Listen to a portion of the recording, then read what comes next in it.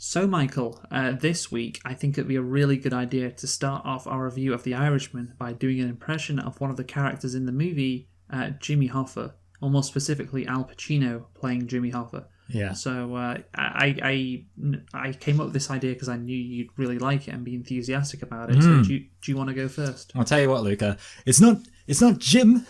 It's Dunk. What's my name? Dunk Hoffa.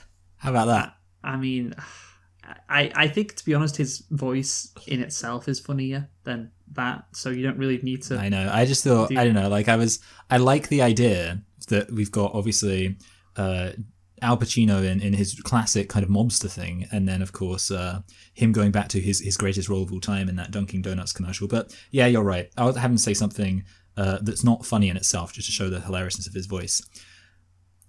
I have AIDS and I'm going to die. And my name's Al Pacino. What movie is this from? I don't know. I just was trying to think of like a sad thing that somebody could say. What about... What do you mean you were just trying to think of a sad thing that somebody could say? Is that not based off a movie? No, Because I was thinking Philadelphia. I was like, no, Tom Hanks is in that. I don't think Al Pacino's in it. Yeah, I don't know. So just have do an impression of Al Pacino saying, I've got AIDS, I'm going to die. I knew it was you. So he had sex with somebody and he got AIDS from them. Okay. I mean, I you know what, Michael? That's good enough. I mean, I was really looking forward to hearing your Jimmy Hoffa impression, but I guess we've got all we need, I think, for the opening. Good.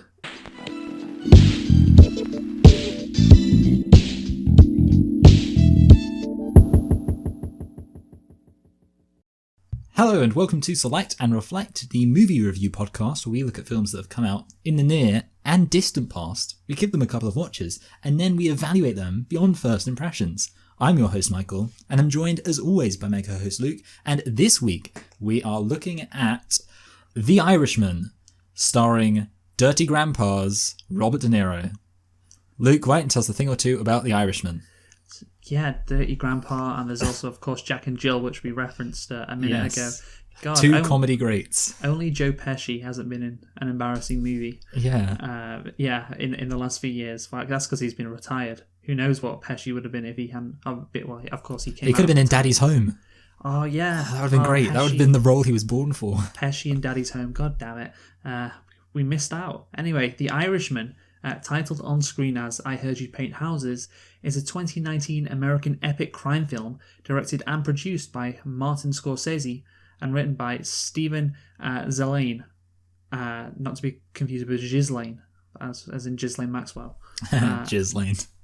Based on the 2004 non-fiction book I Heard You Paint Houses. We should really let's say that in a Jimmy Hoffa impression, because that's what he actually says. He says that line. So you go first, Michael. Okay. I heard you paint houses. I mean, that doesn't really Yeah, sound... I don't know. I kind of just go generic. I mean, I'm already bad enough with accents, so add doing an impression of a specific individual on top of that, and I'm okay. But I'm excited to hear yours. I need to get into the zone first. Hello, it's Jimmy Hoffa. I heard you paint houses. I don't know. I make me think of I don't know. In my head, I want to say Grimace, even though I don't think Grimace even has a voice. But it's just maybe, I don't know, like a Family Guy character or something. Well, that's what he acts like in this movie. Yeah. I heard you paint houses. That son of a bitch, Kennedy. I Heard You Paint Houses, of course, is the book this movie was based on, and it was written by Charles Brandt. The movie stars Robert De Niro, Al Pacino, and Joe Pesci, with Ray Romano. Wasn't it great to see him?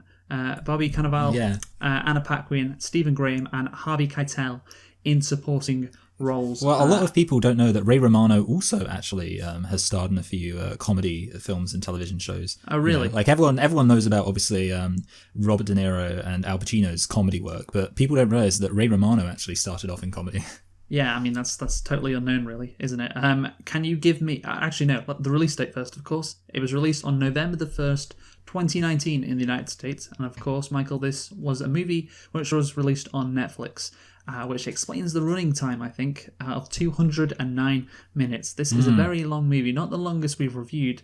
Well, maybe Dances the with longest. Wolves. Yeah, maybe the longest officially, because of course, Yeah. Dances with Wolves, we watched the extended version because we couldn't find the normal version, and that was 4 hours long, and the normal version was just 3 hours. So yeah, this might be officially the longest movie we've watched if we take the actual, I guess, of course, Theatrical. yeah, But not theatrical. The official release, I guess, is the best way to describe it. So yeah, a very long movie. And so, Michael, all these famous actors, very long movie. Can you guess the budget for The Irishman? That's the thing. I mean, obviously, there are a lot of actors. I've underestimated the value of actors before, and yet at the same time, there's another part of me that's like, well, this is obviously a Martin Scorsese film. I imagine a lot of these actors would have been willing to do this job, but I'm still gonna I'm gonna try and go what feels high to me and say 100 million. Okay, you know what? I really thought you were going to blow it. Well, to be fair, you have blown it, but I really thought you were going to really blow it. I thought you were going to go like 50 million. Good. But the actual budget was 159 to 250 million. Oh wow. Yeah, that's quite a big actually gap between the high end of the budget and the low end, about 100 million. But yeah, this movie was very expensive, and so you'd imagine, Michael, it would have a very high box office return. So can you tell me what that box office return was? Oh god, I felt like you were very much implying it was quite a low box office return. I mean, see, sometimes when you give me these kind of hints, it's the same situation we had with the Wonder Woman, isn't it? Yes, exactly. So because obviously that was released remotely, so I don't know, like I'm gonna go for, assuming it didn't do too badly, and say it maybe made like in the middle of that. So let's say 200 million. This might be your worst guess ever. This might, like, I can understand why you said it. Yeah, it's just going to be lots lower. The box office was 8 million. I thought you were going to say 8. Just like the box office was $8. $8. Yeah, $8, yes. So yeah, one person went in to see it in Cincinnati. Yeah. But yeah, so the box office of $8 million, a bad return on investment. Now, of course, this movie was released on Netflix, and that's primarily how people watched it. And yeah, who knows whether it was profitable. I have to imagine it was profitable for Netflix in the long run, because of course it's a Martin Scorsese movie. It was nominated for Best Picture, which is why we are doing this movie, of course. You know, was nominated along with the other movies we're reviewing in the 2020 Oscars. So having said all that, Michael, did you like The Irishman? I think this film was very enjoyable. That's what I thought. I was watching this film and I was like, yes, this is a nice film to watch. Yeah, I think overall it was a good film. I think we'll delve into why. Obviously, the length can be an issue, I guess, when it comes to rewatchability, and that has to factor into whether you're gonna, because you can say, I like the film, but I'm not going to see it again, and that's kind of how I feel, just because of how long it was. I didn't mind the length when I was watching it, but then afterwards you consider, well, I guess we are going to compare it to Goodfellas later. Of course, we have to. Yes. And we will at the end when we rate the movie. But yeah, overall, it was a very good movie, and I think definitely deserved to be nominated for Best Picture. So, Michael, before we get into our nitpicks, let's just go through some of the awards this movie won. So, of course, what's interesting about this movie is De Niro came out of retirement. Sorry, De Niro did not come out of retirement. Pesci did. Pesci came out of retirement. And he actually was nominated for Best Supporting Actor, along with Al Pacino. And the movie was also nominated for Best Picture, hence why we're doing it. Best Director for Martin Scorsese, and Best Adapted Screenplay as well. So yeah, a lot of nominations, didn't win anything though, unfortunately. Got beaten out. But Michael, even though this movie has a lot of accolades, people say maybe it was the best movie of 2019, we'll still have nitpicks, won't we? How many do you have? Well, again, this is an example where I haven't got any, and I think it's kind of a combination of, one, this film wasn't that off the wall, so there wasn't too much I could nitpick, and then two, it's obviously supposed to be based on a real story, so yeah, there was nothing I found to nitpick, but tell me you found something to nitpick, Luke. Oh, I definitely did. Oh, good. I have two. Yay! So you go first. No, I don't have any. Oh, you don't have any? I'm sorry, I thought you said you had one. No. I actually, I tell you what, since we're low on nitpicks, I will just say that I thought I had one, which is that the guy's ears, the guy who they say have big ears. Yeah, his ears weren't very big, and then they explain it. I was like, damn it, I thought I had one. I mean, look, obviously something was going to happen with that. Like, obviously. I just like to think that Martin Scorsese was like, I was like, wait a minute, Robert De Niro's ears are bigger than his. But no, Yeah. Martin Scorsese, damn it, he missed that goof. Yeah. Anyway, so my first nitpick. So Frank, I don't know how long he's been working as a truck driver transporting meat, but as soon as he meets Joe Pesci's character, Russell Buffalini, he decides that okay, I'm going to start stealing meat then for this gangster guy, and I don't know, the two don't appear to have any correlation. It's just like, oh, he meets Frank Buffalini and then he starts stealing meat from his company, and that's that. So that's number one. Number two, Martin Scorsese. Again, he does this thing where one of his actors is talking and the other one is looking, and it's obviously what's it called, Michael? The cinematography. It's a really basic. I can't believe it. Short reverse shot. Shot reverse shot. Yeah. Shot reverse shot. There we go. Everyone's on each of the actors' faces, and when you do a shot reverse shot, so the person who's talking, they have their head back to the camera, and there's supposedly no sound coming out of their face, yet you can see their mouth moving, and it's very noticeable when Joe Pesci and De Niro are at the restaurant talking about De Niro's time during the war. Killing those Germans. It's very noticeable then. So I had to point that out. And apparently it's something that Scorsese does quite a bit. So I don't know why he just doesn't clean it up. But there you go. And I have a lit pick actually, just to end on. The lit pick is anti-Italian discrimination. There will never be anything funnier than Italians complaining about racism. And to be fair, Al Pacino, of course, who plays Jimmy Hoffa, makes some good quips about it. The fact that, well, they're all called Tony, aren't they?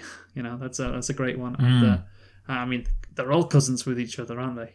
Just great stuff like that. Just beautiful, beautiful lines. And yeah, apparently the Anti-Italian Discrimination League is desperately needed. That's what I like. I appreciate, obviously, that's the thing. We're never going to have a world free of discrimination, so we don't have to worry about that. There will always be discrimination. It's just a matter of you've got to wait for certain groups in society to kind of have their turn. And right now, it's the Italians' turn. What do you mean by you people? What do you mean by you people? Just great. Yeah, and I think this is real. I remember when the Christopher Columbus statue was might have been taken down. It was in this random Ohio city. Maybe it was Columbus or Cincinnati or Cleveland, or one of those. They're all the same, really. And yeah, you had a load of Italians defending the statue. It's like, hey, it's anti-Italian discrimination. This is part of our heritage. Just it's hilarious. So yeah, I love all the stuff around anti-Italian discrimination. I like that because like the Italians have nothing. I mean, I know that Columbus is from Italy, but like there's a pretty massive gap in between Columbus coming over and when most Italian Americans came over. Yeah, but I guess it's because none of the Italians who came over with the Sicilians and all that did much to warrant statues, unfortunately. Yeah, and the fact that I don't think Columbus ever stepped foot in the United States of America either. There's something, just inherently funny about all of the Italian discrimination stuff. But okay, Michael. So those are our nitpicks, and of course you don't have any. So let's get into the plot. The film follows Frank Sheeran, who is played by Robert De Niro, a truck driver who becomes a hitman involved with mobster Russell Buffalini, who is played by Joe Pesci, and his crime family, including his time working for the powerful teamster Jimmy Hoffa, who is played by Al Pacino. I'm sorry. I just love the accent that Pacino does for this movie. Don't you? It's great. So, Michael, the plot. It's really, it's a long one, isn't it? It goes on for quite a while. Take me through the first thing you have to say about it. Okay, well, I mean, I will start actually with hearkening to something you said for a nitpick, but I do think it's worth noting that this film it starts off with a regular schmuck becoming a mobster, in a manner some might say reminiscent of Goodfellas, but it doesn't get into, as you pointed out, why he kind of does it, which I do think is, it is weird because I think it makes him come across as a bit less of, I would say this film is not a character study. You don't really understand why Frank goes into this this business and, ultimately his reasons for it. So I was thinking about that when I saw it. It's kind of just like, he met a mobster, so he became one. And I thought that was kind of, I don't know if it's a criticism, because I think maybe you can make an argument that Frank is supposed to be a bit of like somebody who you're not supposed to understand him. He's just an average person. Yeah. I think that's the point. You say it's not a character study. I mean, it kind of is a study of his life choices, really. Maybe not the character itself, because the character itself, it's just your typical average, working man, I guess. He drives a truck, has a family, served in the war, and I guess that's really why he says it in the movie. It's why he finds it so easy to become a gangster. It's because he served in the war. It's because he was, killing those Germans and, doing stuff that was against the Geneva Convention, of course, and so therefore, hey, if I broke some laws during war, I can break some laws while I'm back in America killing people. It's natural, and it'd be nice actually if there was a bit more incentive to why he does it. I guess money comes into it. Money is, but he doesn't. That's the thing. He never lives the lavish life, and it doesn't appear that he ever gets suckered in, does he? To like, the glamour of the mob. That isn't part of it really either. So yeah, his motivation to do stuff, it doesn't have really, like the kind of ups and downs that a lot of other, I guess, gangster films in general do have, of like, the character starts off in one place and then through a series of events unfolding they get caught in this life of crime, and then they have a moment of like realizing it's terrible or something. In this film he does kind of just it's because his lawyer obviously is the cousin to Russell Bufalino, so he recommends him to Russell. Yeah.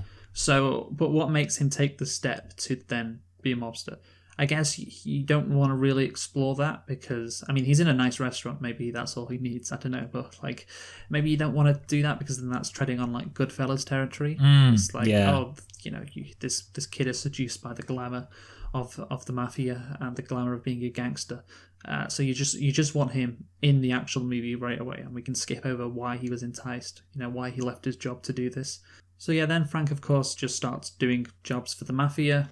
Eventually, the mafia learn he can be trusted, and that leads him to do a lot of the jobs for them. And then Jimmy Hoffa, around 45 minutes into the movie, who hears he paints houses.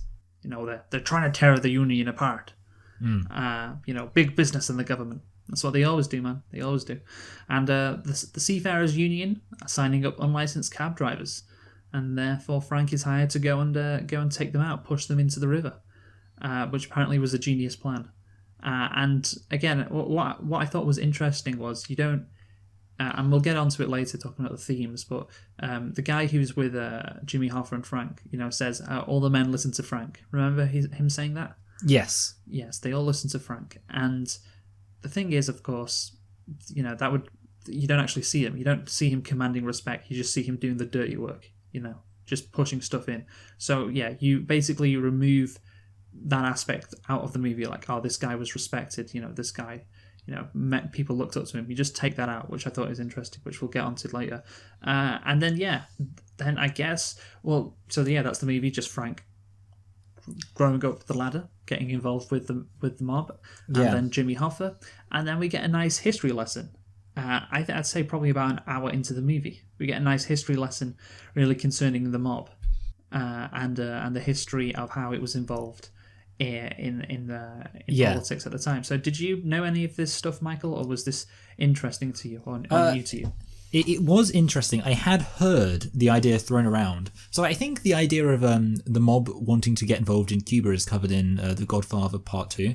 But I'd heard of the idea of JFK being assassinated by the mob. I hadn't... so I think I sort of knew the basic idea of the mob were involved in Cuba, and I knew that from The Godfather, and I knew the idea that the mob, it's speculated, could have been involved in JFK's assassination. Although I don't think this film ever actually says that in so many words, does it? It just has the mob reacting to it, if I remember correctly. But yeah, basically, taking those two things together, I could kind of imagine some of it. But it was nice to see it come together in this way. And I will say, I appreciate that this film, it does center... I think you could say this film is a case of, like a lot of gangster films, arguably doesn't have a clear coherent plot.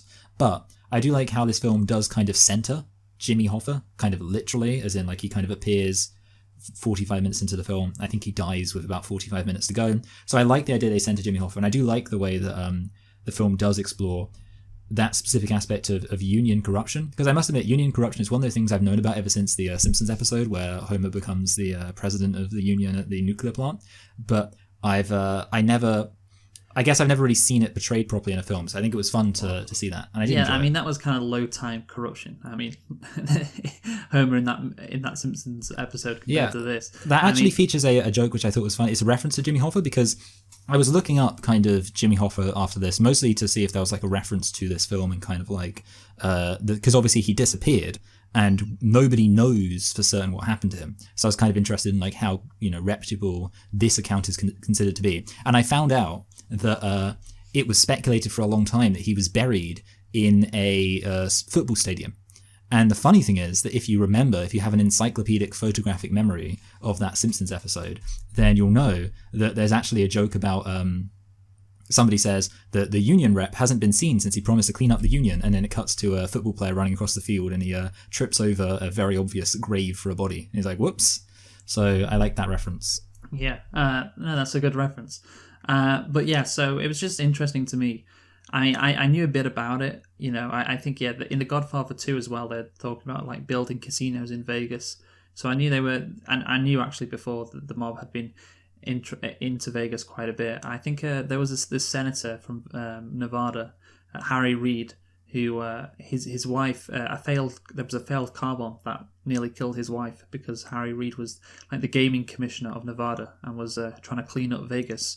To push the mob out. So yeah, his wife nearly got killed. So yeah, and of course, he was like one of the most powerful men in the country, just like in America, just like 10 years ago.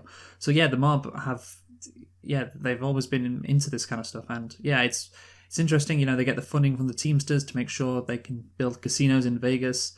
And yeah, you learn, of course, about JFK's dad, who was making his money during Prohibition as a bootlegger. One of Hoffa's clients was friends with the Kennedys when he made his money. So when JFK got elected in 1960, the mob helped rig Illinois with the mafia's help. In exchange, they would get cash from out of Cuba, so the mob could get those casinos back. When Joe Pesci says like, "We're gonna get that Castro prick out." It's just very interesting, like all of this history. And to me, I was watching this. It was obvious. It was obvious that Kennedy, was assassinated by both the mob and the CIA. Because remember, after the Bay of Pigs, which failed, that was a huge embarrassment for the CIA, and therefore JFK put the CIA, I'd say rightly, on the chopping block. It's like, you've embarrassed America, you've embarrassed me, I don't want anything to do with you. And Kennedy afterwards, of course, wanted nothing to do with Cuba after the Bay of Pigs. So then the CIA was right, our organization ain't looking too good. And the mob is like, hey, we want Cuba back. What are you doing? You're just fucking us over with Bobby Kennedy. And that's the thing. Like, Robert F. Kennedy, he goes after Jimmy Hoffa. And of course he goes after him because apparently he gave $500,000 to Nixon. But I would like it explained why Jimmy Hoffa hated the Kennedys. He calls JFK that son of a bitch Kennedy and says, never trust a millionaire's son, which I think is good advice. But we don't get an explanation about why he hated the Kennedys and why he donated to Nixon, which I was looking forward to, because of course it's it's quite crucial because Hoffa's one of the main characters. But yeah, just anything to say on that? Well, you know what, actually, it's kind of funny because I think as much as people talk about this film being quite long, as I was watching it, I was sort of thinking I could very well enjoy this film as like a TV series, like maybe, I don't know, like a mini series, or because I think there's a lot here. And like the funny thing is, as long as this film is, I think it wouldn't mind being the film wouldn't mind being kind of stretched out into a series of maybe smaller stories around this period. And that's kind of what I was thinking as I was watching it. And now you kind of mentioned there are a lot of kind of moving parts involved. And I think this very easily, obviously it was a 3.5 hour film, but I think it could have been maybe even a more, I guess, successful or more easy to digest if it were like a 10-part TV series or something. So that was kind of my thoughts. So I guess I'm pretty much agreeing with you that it would have been nice to have seen even that stuff explored, but obviously then you're getting onto the fact that seeing all of that stuff explored would make this very long, and I'm like, hey, it's kind of like just have it be a TV miniseries about Martin Jimmy Hoffa. Scorsese has always made movies. Yeah, that's true. He hasn't made miniseries. What the fuck?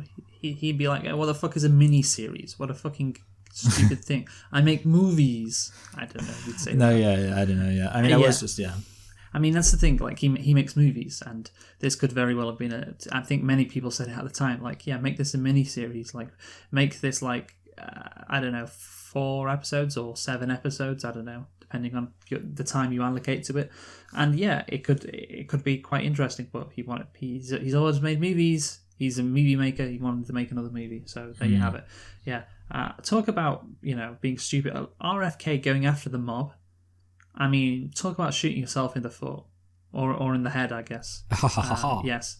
And yeah, the mob just being stupid as well to elect him. When Pesci says the old timers know the old man, and they'll talk it out. Well, clearly they didn't talk it out good enough. I just find all that it's very interesting, of course. And yeah, the Irishman apparently is involved in the Bay of Pigs, which is great. The Frank Sheeran helped in the Bay of Pigs invasion. Yeah. God, this one of the greatest humiliations in the history of the United States, and this guy Frank Sheeran was right at the heart of it. This dumb Irishman. So yeah, and I can say that, by the way, Michael. Do you know why I can say it? Because you hate Irish people. No, because you are partially Irish. Because I've been to Ireland. Yeah, exactly. Oh, because you've been to Ireland. I've been to Ireland. So yeah, and then the FBI guy who was involved in it, the big ears guy who has normal ears now, is on the news later talking about Watergate as well. Just again fascinating to see how deeply the mob was involved in politics and the influence it had over everything, and even over JFK's assassination. Because then I think the history lesson ends when that happens. And Jimmy Hoffa, he's happy about it. There's the great scene where he looks up at the flag at half mast. He's just son of a bitch, goes back in, make sure it flies to full mast. Great stuff. I wonder actually if I do wonder if the fact that JFK died, because of course JFK's death led to it helped with the passing of the Civil Rights Act, because that was something he wanted to do. And so the mobsters are actually the first social justice warriors. Exactly. Well, I was going to say maybe that screwed over Jimmy Hoffa, because he was obviously at war with the Kennedys, and then Kennedy dies, gets assassinated. Maybe people are like, yeah, fuck you, Jimmy Hoffa. As maybe, I don't know. Maybe that's how it would have gone. But anyway, so yeah, then the history lesson is over. We get back to the story. The Irishman, Frank Sheeran, continuing to murder people. And I think, there are bits that could have been cut out, where he murders Crazy Joey. That bit? Yeah, I do remember that. And I was thinking, this could maybe be one of the bits that get cut out. I mean, yes, Crazy Joey was one of the most famous people in the mob at the time, as it was displayed in the movie. He has his own Wikipedia page with his own picture, so he was famous. But I was like, and he got to be in Friends. Yeah, exactly. Yeah, that's a good point, Michael. That's a good joke. But then you think, maybe it could get cut out. I mean, yeah, we already know he kills people. Then afterwards, you get the money scene or the money shot. What, I don't know, something like that. With when his daughter looks at the TV and then looks at him, it's like, yes, that's what it was for. His daughter just reminding him what a monster her dad is, and that's why it was worth it. So yeah, I'm glad they. I was writing down. I was like, did they really need this scene? I was like, yes, you do need this scene. And that's the thing with how long this movie is. The history lesson. Is it needed? Nah. Is that scene needed? Nah. But I mean, it's not needed, but it makes sense to be in the movie. There's no scene I would consider wasted. Yeah. I don't know. Do you agree with that? Yeah. I mean, I think this is a case of, again, some of the, and it depends how much you'd be willing to fiddle around with the actual facts of things. But yeah, definitely, I think there could have been a case where some of the, I guess, scenes could have been compounded on top of each other, I could imagine. I'm sure there's instances where you could say, like, a scene's maybe just doing one thing, where maybe it could be doing more than one thing. Like, maybe they could have had the Joey stuff kind of squished into the history stuff, but then obviously they've have had to have been literally kind of not representing things exactly as it happened, because obviously the Joey stuff happened after the history stuff. But if they would have put that stuff in there, they could have maybe had that as a thing in the background, and that would have been slightly more efficient. But at the same time, so it's not the case it's unnecessary. I think it was a nice reminder, though, isn't it? Like, his daughter still realizes what a bad person he's been. You know, because you don't see the daughter for a while, and then she shows up, and that's good. I like that. So, like I said, I don't think it's very long. There's scenes which you could cut out, but yes, it's very long. But I'm like, yeah, I'm someone who is like, make it longer. Just make sure you get everything you need in it to build the movie you want to build, and that's what Scorsese clearly had the license to do. That's why I went with Netflix, I guess, because he gets to make a 3.5-hour movie. So we get back to this story. Al Pacino, or I'll just call him Jimmy Hoffa, has the conversation with Tony Pro in Miami, and what a wonderful scene this is, Michael. They talk about the weather. Oh yeah. And if you're late for a meeting, what classes is disrespectful and what doesn't, accounting for traffic.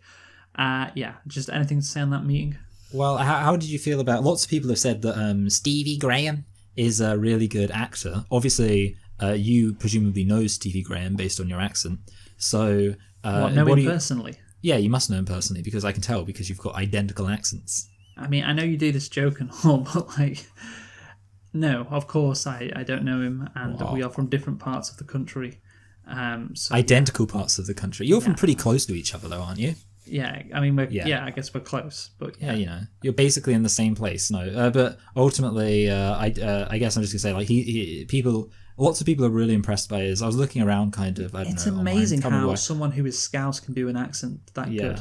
Because the Scouse accent is so strong. It's so. I was watching Liverpool Man City today, and Jamie Carragher on the commentary just, fucking it. Oh, sorry, he doesn't say that. He doesn't swear. So he goes, what's Allison doing there? Christ, he should have fucking booted it up the pitch. He just fucking gave it to fucking Phil Foden. You fucking idiots. It's just such a funny accent. I know. It's so. Like, I mean, how is it just so funny? But he is Tony Pro. He feels like he's this miniature Italian American who goes, "You people. What do you mean by you people?" Great. So he was a good actor, and that made the scene good. Like it was some real talent. Great scene, just fucking fantastic. Scorsese he's so clever, he's so funny. It's wonderful, So I heard one comment actually on that scene that's a better scene than any female director could ever write. Oh wow, that's so funny. It was said in a joking way. So okay. They weren't being serious, but I was like, that's funny because of course with the thing with Martin Scorsese movies, they're for guys. So but anyway, that scene, of course, that starts Jimmy's descent into getting on the wrong side of the mafia. Tony Pro's this powerful person, and he's golfing with Nixon and everything. And Jimmy wants his union back. He has to run against fat old Fitz, who's deeply involved with the mafia, does whatever the mafia want. And of course, Jimmy was also involved in the mafia. And I guess the moral of his story is you play with fire, you get hurt. Eventually things will come back to bite you. And then there's, of course, you have the scene at Frank's. What dinner is it? It's just an appreciation dinner, I think. Oh yeah, he's getting some kind of award, like because he wants obviously Jimmy to present him with the award. Yeah, I don't know what the award's for though. It's like I don't know, something to do with the community. Yeah, you hear from one of the many Tonys that he's not letting the union rubber stamp loans to build casinos in New Orleans and Las Vegas for the mafia. And then Joe Pesci is told the second he wins back power and replaces Fitz, if that happens, and of course it doesn't, he's going to call in the loans that he'd previously given the mafia, and he's going to take them over. And so he's going to war with the mafia.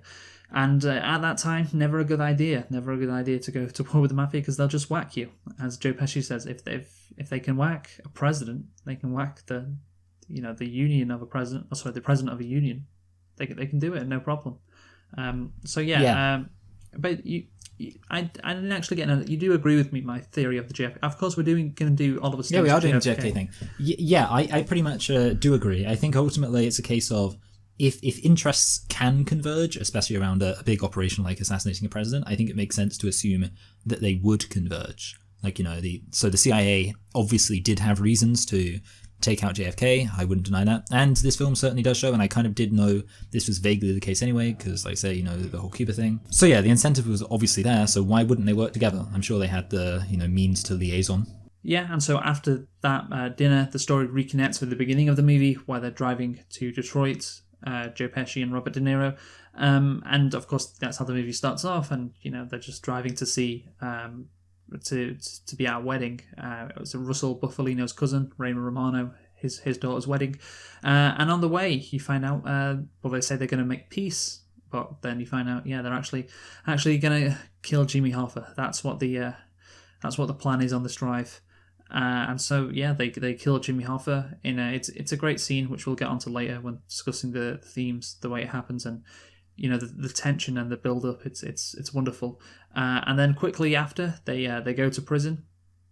And that it's not really elaborated on why, like how the police caught them. They was it racketeering? That's what Frank Sheeran got done up for. He's also on the stand for like attempted murder, but they got him on racketeering, sent him to prison for like 20 years, along with Joe Pesci. Then Pesci eventually dies after he goes to church, and it's symbolic because you see the end of Joe Pesci. He goes, I'm off to church, and then he dies, and that may be the last time you ever see Joe Pesci on the big screen, Michael. No, yeah, and I think we want to say thank you for Joe Pesci's service. I think it is actually interesting that these people who are like from these classic gangster movies of the past, obviously Joe Pesci, Al Pacino, Robert De Niro, they will shuffle off this mortal coil one day, and it's kind of like interesting because so many of these people have been staples in gangster movies historically. So, like obviously for as long as there's really been gangster movies, and 50 you do think, years. I mean, even Harvey Keitel to an extent, like obviously he was in some of Martin Scorsese, he was in Mean Streets. So yeah, basically these people are there, and you kind of wonder who's gonna, are we gonna get gangster movies anymore once these people are replaced? Tarantino as well. Yeah, like Keitel. Yeah. Sorry. Yeah, who's gonna replace these people? You kind of feel like that. I mean, I don't know. Maybe I almost imagine it how like in a lot of like with the Marvel Cinematic Universe, they kind of bring in new people to kind of take over the reins. So obviously they brought in like Falcon with the plan of him probably becoming the next Captain America. So I'm kind of imagining that Martin Scorsese's like, oh, we'll bring in Stephen Graham so that in 20 years time he can be the Robert De Niro. Who knows? Maybe that would be the case. But yeah, it's kind of like, because it's funny how a lot of these gangster films do recycle actors. So it will be sad, to see Joe Pesci go. Yeah, you may realise, 50 years since The Godfather. Godfather was 72, I think, so it would be almost 50 years. And Pacino obviously was in that. De Niro started off in the same decade, like was it? And he was in Godfather Part 2. Yeah, he was. Taxi Driver was 74 as well. Yeah. And obviously Pesci, he's been in a Raging Bull as well, and then of course Goodfellas and Home Alone. So it does feel like one last throw of the dice. You've got Robert De Niro, Al Pacino, Joe Pesci. All been in these famous gangster movies, and probably I don't know in terms of famous actors like Pesci. Sorry, not Pesci. Certainly De Niro and Pacino. They're probably the two of the top 3 most famous actors of all time, wouldn't you say? Yeah, I guess. I mean, obviously, like there's kind of contemporary. I would say Will Smith is a very famous actor. That's what I was going to put. That was going to be okay. In that case, that's my other one, and I guess Tom Cruise has to be mentioned. And also I guess like Tom Hanks is very famous for being in like lots of stuff. But, Tom Hanks as well. That's a good point. Yeah, but I think we can definitely. I mean, obviously, this seems it's a much less broad category, but obviously they are far and away the most famous for gangster movies, which does get to the point that ultimately it will be interesting to see what happens to gangster movies. I will say that is actually an aspect of this film I do appreciate, and it's one which kind of heightens my enjoyment of this film in some sense, that it does feel like having all of these people come together, these classic for one last go at it. So that's nice in itself, and a Scorsese joint too. And Scorsese's involved as well, of course he has to be, but Pesci, I think he was the best out of all of them. I'd say that.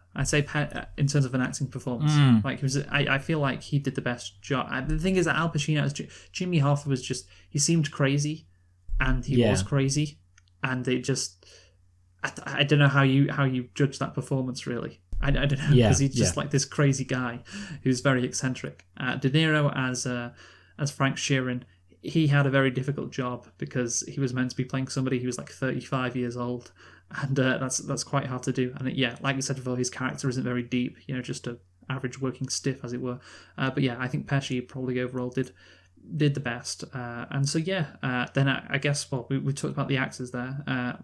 We just finished off on the plot. Of course, Frank sees everyone around him, all of his gangster buddies die, and he gets alienated from his family, and then the movie ends. And I think this is where we need to discuss this movie, Michael. When talking about themes, this is why we've got to discuss it. So, this movie, Michael, do you know what it's about? I think I could guess, but I want you to tell me. It's about white male rage. Oh, yeah, sorry. You see, you referenced this way back in the day, didn't you? When the thing came out, I think we did it SNL, as an Cold opening. Open. Yeah. Melissa Villaseñor, which, I mean, of course, I think we'll get on to discussing that more when talking about the Joker. But yeah, anyway, so we start off in a nursing home with this movie, and not very glamorous. And I guess right from the start, this is where life leads to if you are a gangster. Scorsese says that right off the bat, and I guess that is the overall message, and hits you right out of the gate with it. Being in the mafia is not good, and you do compare this movie to Goodfellas, and the Goodfellas has fancy dining, women, the food, the music, the respect and the reputation you get from being a gangster. And this movie is like the complete opposite of that. Just a henchman who he doesn't. You never have this scene where he has sex with an attractive. I mean, maybe De Niro just couldn't do that, but he never had sex with an attractive woman. Like, it's like he works at Costco, Michael. But he's just working for the mafia instead. He still struggles for money and everything. All the glamour and the prestige of being a gangster, it's completely stripped away in this movie compared to Goodfellas. I guess we'll get onto the specifics, but you agree with that's the central theme of the movie, right?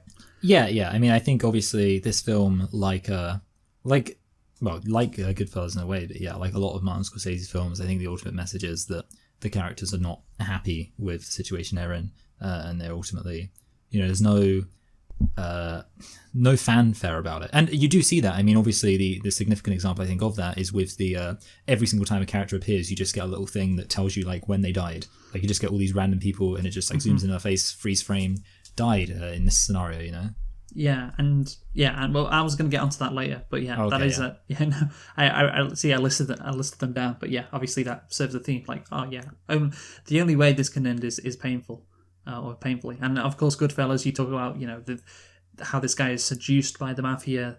That doesn't happen in this movie, and so there's never like this is the good side of the mafia. That never comes out.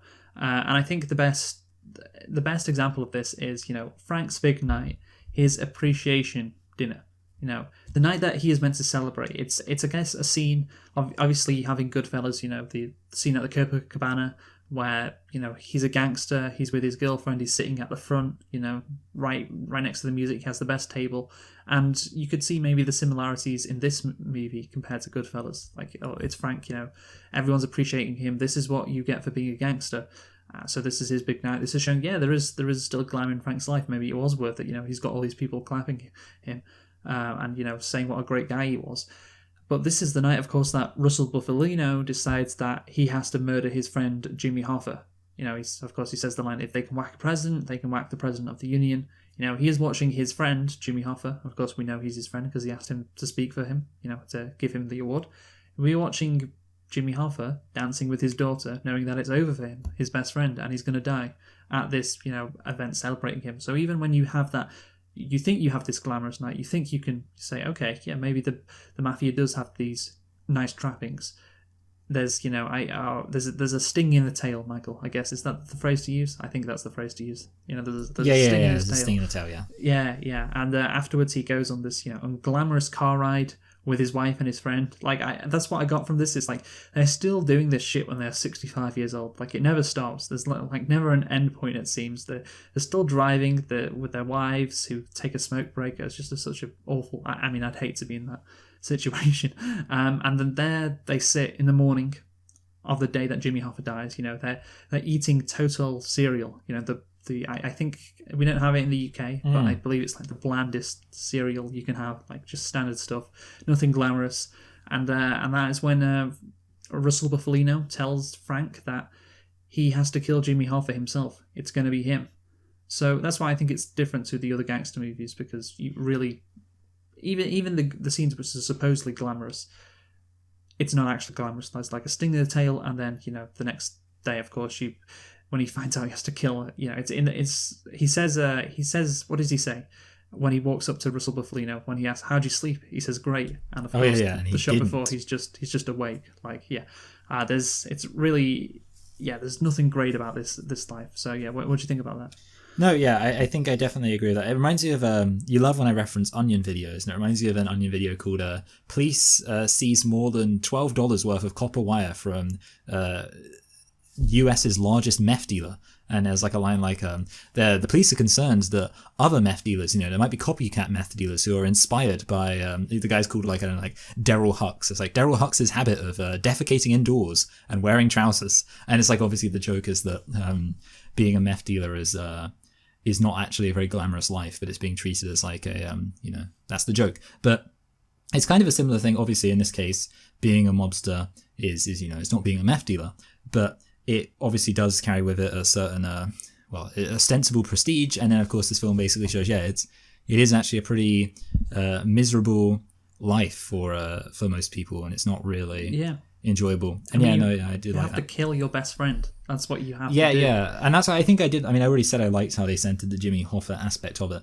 and I do think they definitely, they do that. And obviously, I like how basically almost every single person who dies is kind of just like, it's very unexpected, and it's just like bang bang, and then the guy just walks off. That's like how pretty much almost everyone dies, except for Crazy Joey, good old Crazy Joey. But most people, it's like, I feel like there's at least 3 moments in this film where someone just like gets walked past and they just go, and then that's it, and they just walk off. It's very, it's, I guess, gritty. Maybe I don't know if that's the right word, but it's just like, there it is. There's no excitement to it. Gritty can work. Yes, gritty can work as a word, yeah. I think so. So yeah, like we said, right after that, Frank and Russell both end up in prison with Tony. Remember Tony? He has prostate cancer. Remember him? Yes. Yeah. He's got prostate. Like they are all old and they are slowly falling apart. And Frank, he loses his pride and joy, which is his car. That's the thing. He never lived some lavish lifestyle.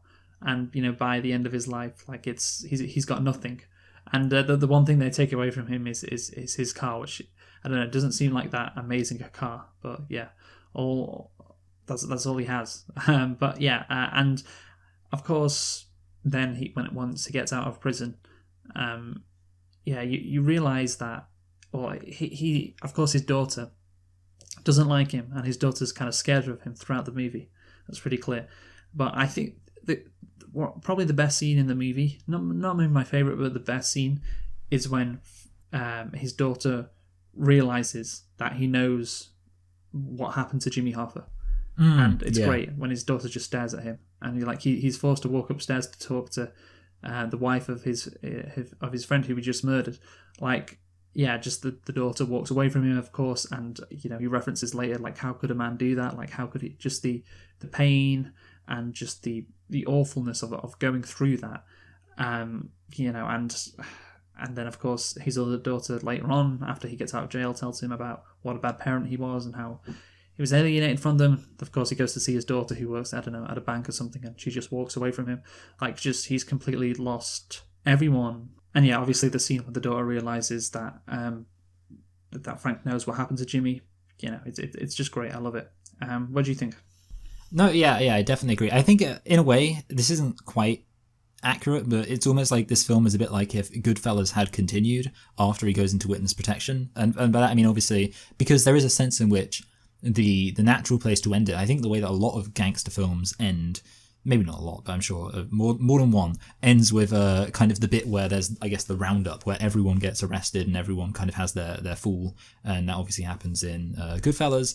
And I think it happens in this film. Of course, you do see lots of people, kind of go through, oh, this is what happened to this person, this is what happened to this person, blah, blah, blah, blah, blah.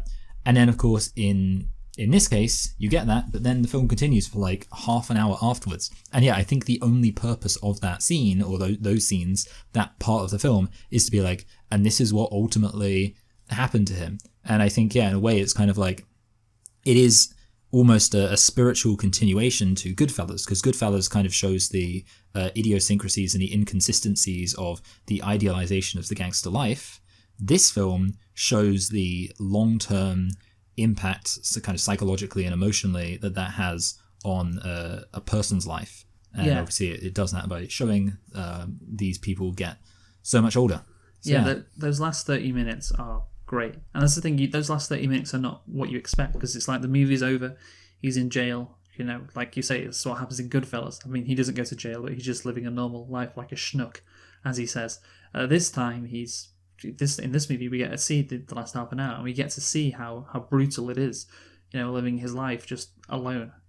And that's something that, I guess, you know, you can talk about how awful the gangster life is. It doesn't give you any joy, but then afterwards, oh god, it's awful. And yeah, you're right. It's not portrayed in Goodfellas, but it is in this movie, and that's what makes this movie, I guess, different, and I guess puts it above Goodfellas in some regards. The fact that you have that last half an hour to really hammer home the point of how awful, you know, the decision making of Frank has been. Like the FBI, I love the scene where the FBI come over to tell him everyone is dead, it's all over. Yeah. You know, the era has gone. You know, even his attorney has died of cancer as well. And you know, again, Scorsese trying to hammer home that things have not ended well for these people, particularly Frank.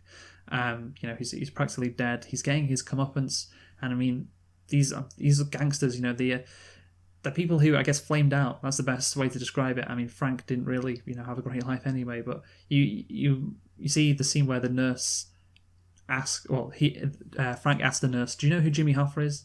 And she just doesn't know. So it's just a realization that he's wasted his life. Like, you know, he can look back and wonder if any of it mattered, and just the answer is probably no. I think about the scene where Joe Pesci is at the hotel while they're eating the Total cereal, and you know, he tells him, you know, "Hey, you're going to kill Jimmy Hoffa," and then he says to him, Pesci says to De Niro, you know, "You're okay. Don't worry, you're going to be okay because you're with me." I don't know if you remember that line. Yeah, I do remember that. All right, good. Yeah. And Frank, I don't know if Frank thinks this, but I was thinking, if I was Frank, I think, well, why is there a question of me being okay?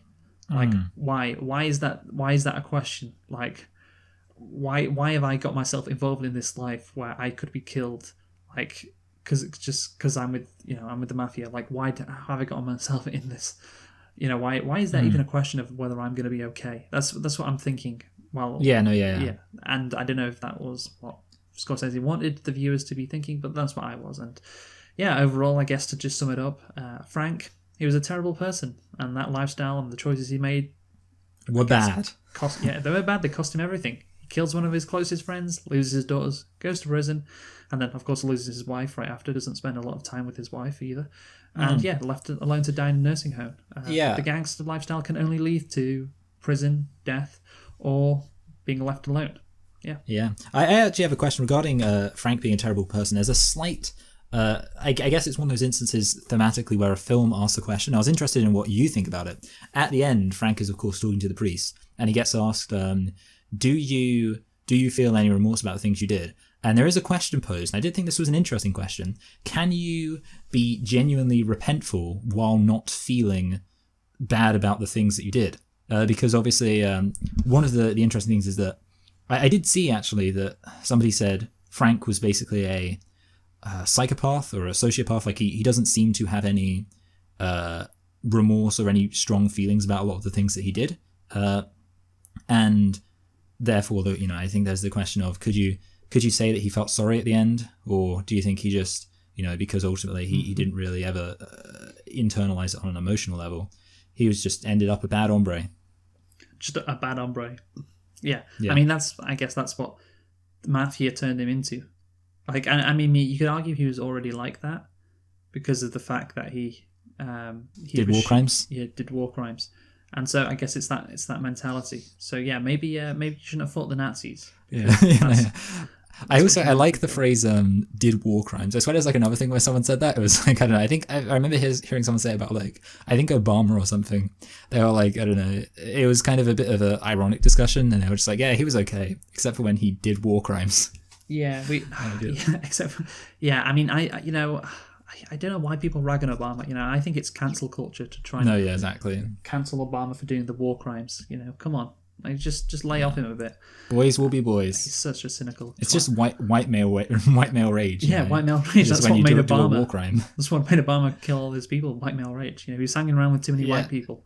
Yeah, That's what caused him. And yeah, I actually another line from involving the priest when he says at the end of the movie, "Could you not close the door and leave it open a little bit?" yeah. Yeah, I mean, he says this specifically to a priest when talking about forgiveness. Maybe he doesn't want to. He doesn't want his life to be over, and is like, maybe he's starting to get it. Yeah, he's starting to understand. Maybe it's the sequel to Silence, the spiritual, if you'll pardon the pun, sequel to Silence. Okay, maybe. So I'm just going to read a couple of reviews now. What the first one is from Stephanie Zacherek, writing for Time, who gave The Irishman a perfect score, calling the film clever and entertaining. But she's a woman.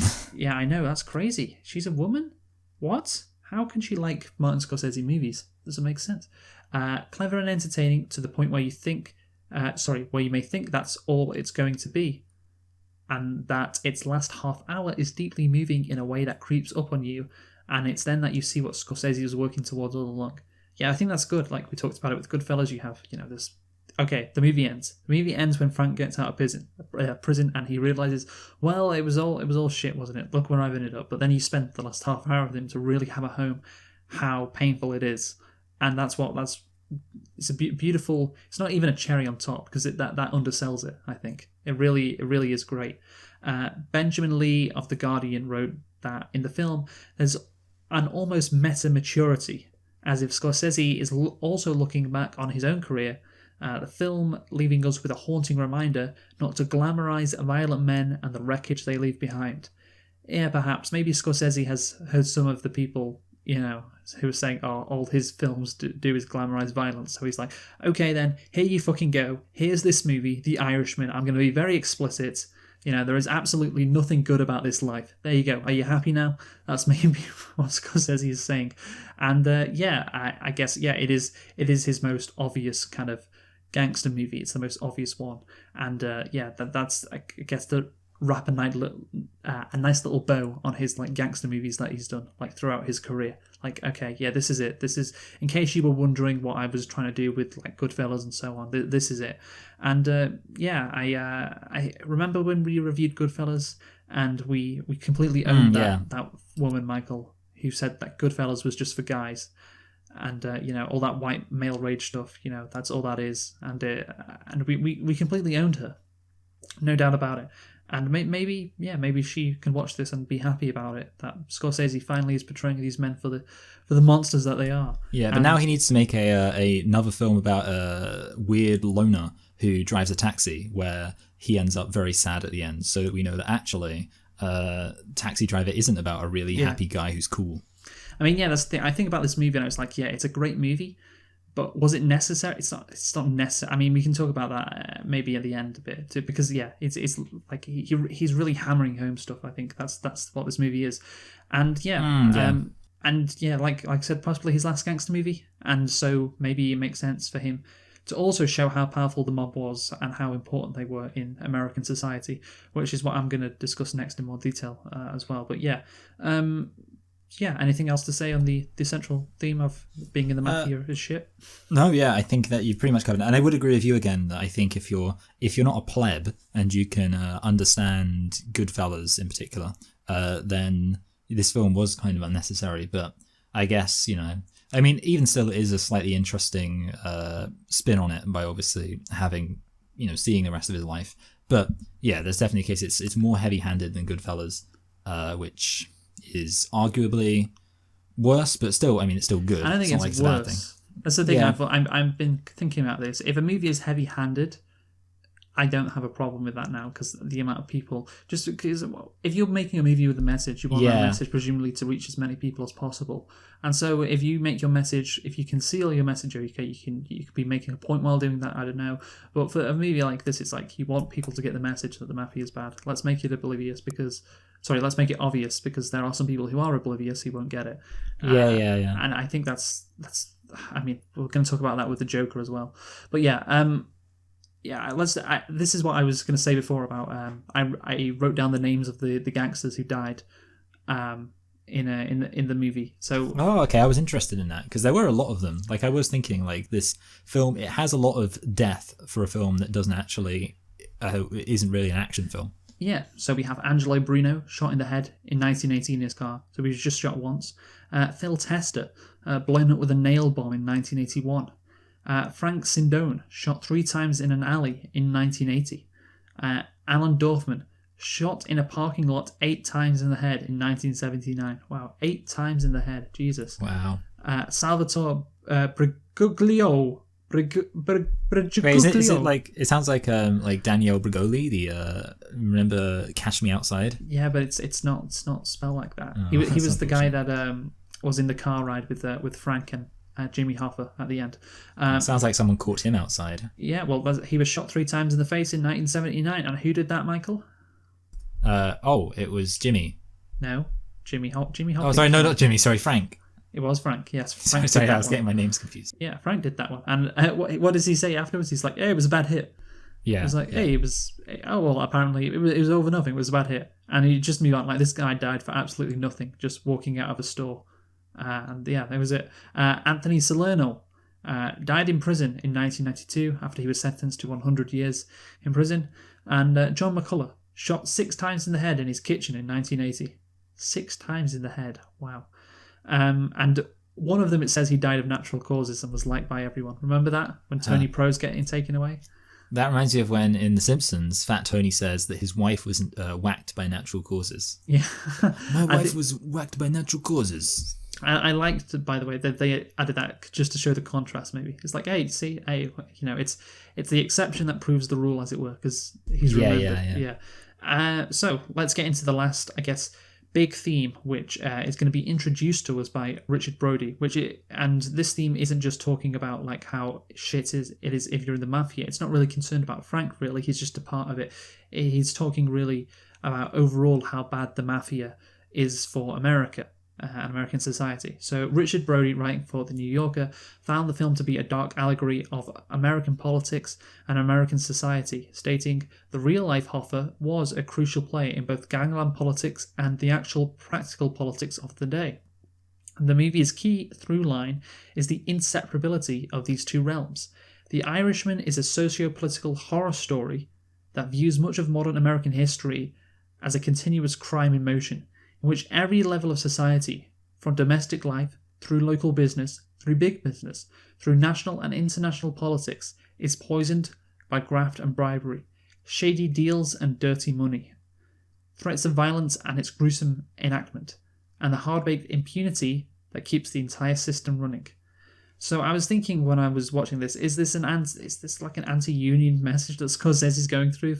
Like portraying like Jim, you have Jimmy Hoffa, you understand what a bad guy he is. Then his daughter, is the innocent face giving out the union message, and it's like, the union message is bullshit. But then you actually think about it, and it's like, yeah, the mob infiltrated the unions, and they did it a lot. I read an article that apparently they started in the 20s and the 30s. Like they were insistent, the mob wanted to be involved in the unions because the unions were incredibly powerful back in the day, and they did in the 60s and 70s. And it's meant to show, I guess, how these institutions were corrupted by these shady people, and eventually, of course, they were destroyed by it. I mean, not necessarily the mob, but these unions did not last, and maybe the mob had something to do with it. The fact that these crimes kind of infected the unions and then allowed them to be weakened. And I think if we take what Richard Brody is saying and apply this to overall, it's like, yeah, America has been infected by the mob or the mafia. Like every element of American society has been affected by that. And of course, a big part of this movie is, showing what happened in the 1960s with the Kennedy election, the Bay of Pigs, the assassination of JFK. Like the mob is intertwined with everything. And look at what happened because of it. And that's I guess why this movie is not just really Scorsese hammering home like on a personal level how bad it is to be in the mafia, how you don't get anything out of it, just on a societal level, how bad the mafia actually was for American society in general, and that is something that it's a kind of a bigger theme, but I guess it makes sense, because it's true. Like it's true. Look. I mean, all that stuff he chronicled, it happened. Like he wants to again hammer home. It's maybe his last gangster movie. Just wants to hammer home how bad the mafia were, not just on a personal level, like I said, but overall. And that's why that middle section of the movie is in there, because it's like look at what an awful impact that these guys had on everything. And so yeah, when Brody says it's a dark allegory of American politics and American society, yeah, I completely get that. So yeah, it is. What do you think, Michael? Yeah. Is The Irishman a socio-political horror story? Yeah, I think so. I mean, ultimately, I guess it does get to the fact that obviously it touches on so many aspects of the American society with, of course, particularly the labor side of the unions, the international side, I guess, of kind of CIA and Castro, and then obviously you could say the more kind of electoral political aspect, obviously, with the Kennedys. It does show how the mob really did permeate American society in a very meaningful sense.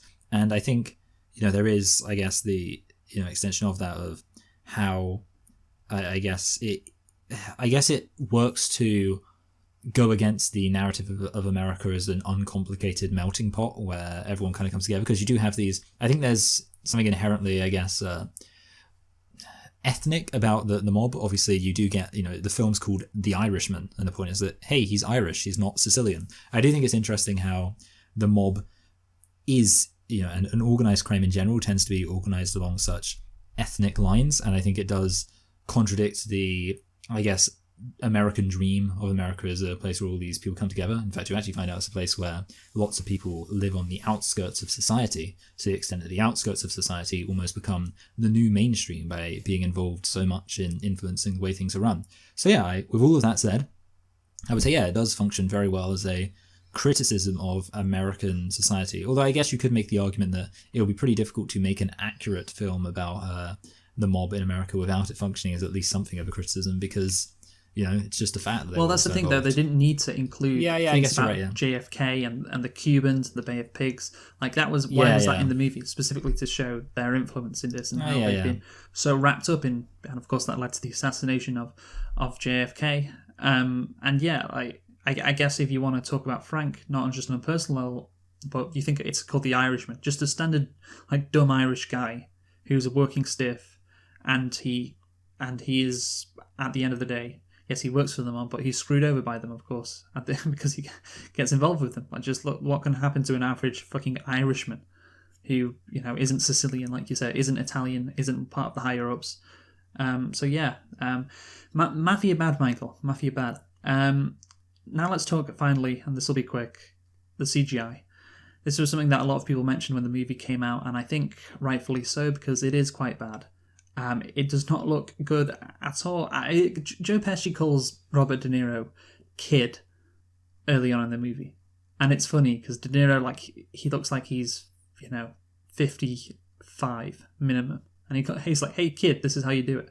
And, when he's at the war, Mike, remember when he's shooting those German soldiers into the grave, and it's like he's struggling to shoot the gun, and of course it's that infamous scene where everybody discusses. And the first time I saw it, I don't think I'd seen people hammer this particular scene, but when I saw it for the first time, I could also see why people got on the scene. It's when he drags the grocery store owner to the curb and kicks him. Yeah. And he looks old. He looks like he's 75. I mean, it's really bad. Why pull out of that shot? Why not zoom in? Because surely if you zoom in and just have another, I don't know, actor's legs do the kicking of him while he's on the ground. Yeah. Just why pan out? I don't know if they got a shot they didn't like or something. I don't know. It just seems a bizarre choice to just fully expose De Niro like that. Just seems an absolutely bizarre choice, and of course loads of other people said it, and I think the CG, is it distracting? I think so. I think especially De Niro's, it's distracting. He does not look like he's 40 or 35.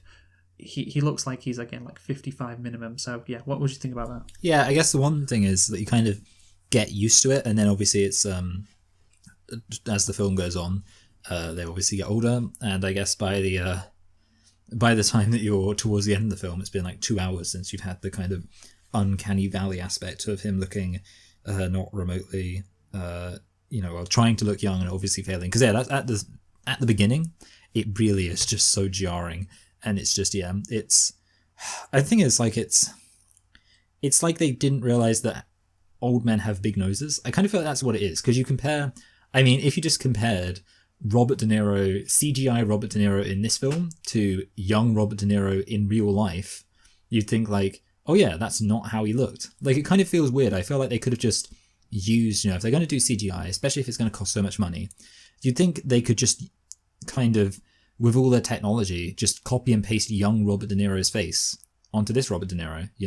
I mean, it might have looked worse, maybe, but at least that would make more sense rather than just kind of, I don't know, I guess they just got rid of the wrinkles on Robert De Niro's old face with his massive old man nose. And then obviously, yeah, there are the scenes of him moving, where it is even more ridiculous. And again, I would almost think again that they could have digitally put his face on like a stuntman's body even then. So they could have even done a long shot and had like a stuntman do it. Because from a long shot, who's going to notice, it being, you'd just be like, oh yeah, that's Robert De Niro. Like they wouldn't need to get it accurate. So it kind of feels like, I guess it wasn't, I would argue, the most effective employment of the CGI they could have done. And I feel like with the budget they had, they could have done better with the de-aging rather than just trying to, like I say, just remove the wrinkles from Robert De Niro's obviously old face. I mean, yeah, they had to do better. So that's it, I guess. We will now get on to a conclusion. Michael, can you go first, please? Yeah, so this film, it is good. It is an entertaining film. It's kind of a film that I like to just sit there and watch. I feel like with a lot of these gangster films and also Western films as well, they're kind of films which are just nice to watch in a way where I don't want to say don't think about them, because obviously, think about them a bit because the themes are there. But there is also just a degree of it's fun to watch the events unfold, watch everything fall into place. I think it's interesting the film is so long, because like I say, if this film, I mean, you compare it to, for example, The Godfather Part 1 and 2 are considered very good films, and you combine them together, that's 6 hours. So it's kind of like, hey, if this film was 2 films, no one would really be complaining about the length. So it's a bit like, don't be too mean to it. But at the same time, I do think there's not necessarily as much to get out of this film as there is from quite a few of Scorsese's other films, because ultimately the themes are there, but it's kind of like it's really just one theme, and it's just that, being a mobster sucks, and for how long the film is, that's not too much to get out of it. I would say with Goodfellas, it's slightly more nuanced. Obviously, we were talking about the fact that in Goodfellas you have things like the talk about don't be a rat, and then he rats everyone out. There's like very clever moments like that. In this film, it's kind of a bit more obvious in that it's he's a mobster, and look, his life is bad. Ipso facto, being a mobster is not very good. Which I don't like you say, it's good if you've got a message for people to be able to understand it. But at the same time, I think it means it's slightly more in your face, which means there's slightly less of an aspect of thinking about it and really absorbing it. With all that said, the final thing I will say is, of course, I did like it that it was all of these guys coming together. I'm torn between a high 7 or a low 8, and I think I am going to go for a low 8. Usually when I'm torn between things, I go for the lower one, but this time I'm actually going to be comparatively nice. I'm going to say this film is above 7 and below Batman 1989. That is my theory, and I'm going to say The Irishman. So there we go. Low 8. Okay, Michael, I'll conclude now. So I think this is probably Scorsese's final, I expect it to be his final and most definitive statement on this gangster genre. The mafia completely ruins people's lives. If you choose that path, nothing will end well for you, and also your final years, once it all ends, of course, if you survive it all, your family will dislike you, to say the least, especially in Frank's case, and time comes for everyone, and when it comes for you, you will realise it wasn't worth it. Being in the mafia, being this henchman, it was not worth it, and you've wasted your life. Also, it has ruined American society. This is the broader point. That's why the bit in the middle is there, involving JFK and the Cubans and all of that stuff. The mafia has been corrupting and infecting. It's like a disease. It's infected plenty of aspects of American life, causing death, violence, and pain. Even Frank's life, just a standard old Irishman. Look at what has happened to his life and his family's life. Is this movie better than Goodfellas? Because that's the question. Because you compared it to Goodfellas, and of course you naturally have to because of the similarities. I do like the ending bit. Like I said, the ending bit isn't there in Goodfellas, and it just adds something different and extra to this movie that reinforces that narrative quite well. And as you say, it's more obvious than Goodfellas. I don't know if my opinion has ever been different, but my opinion now is that it doesn't matter if something's obvious unless the character openly states stuff like very clearly, like, oh yeah, the mafia is bad. Like, okay, I get that, but yeah, just considering how many people miss messages in movies, I'm coming around to the opinion that make things obvious to help, everyone make sure they understand what you're trying to say in a movie, and yeah, I think I would. In terms of comparing it to Goodfellas again, rewatchability, I would kind of prefer Goodfellas just because it's shorter. Like it's funny. There's no wasted scenes, but I do feel like Goodfellas is probably an easier rewatch just because it's shorter. Because 3.5 hours is a long time. But I'm not going to let that impact my view of the movie though. I think they're probably around the same, Goodfellas and The Irishman. I give Goodfellas a 9 out of 10. I'm going to give The Irishman a 9 out of 10 as well. And yeah, I think that's completely fair. I don't know if the CGI affects my ratings, where I'd give it a 9 or a 9.5. What did you give it? Sorry, Michael. Overall, I had to give it an 8. Oh wow, okay. So what a meanie! Only an 8. Jesus Christ, that's you clearly are a feminist, Michael. Hey? Yeah. White male rage. White male rage. That's what it's all about, man. White male rage. That's what the mafia was all about.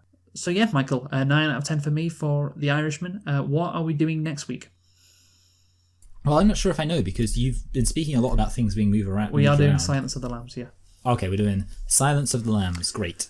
Silence of the Lambs, indeed. That is our movie we are going to talk about next week. The 30-year anniversary. So thank you for listening. We've been selecting and reflecting on The Irishman. And join us next week for Silence of the Lambs, which will hopefully be a lot shorter movie to rewatch. Who have you been, Michael? I've been Michael. I've been Luke. Thanks for listening, and goodbye. Goodbye. You sounded really tired then.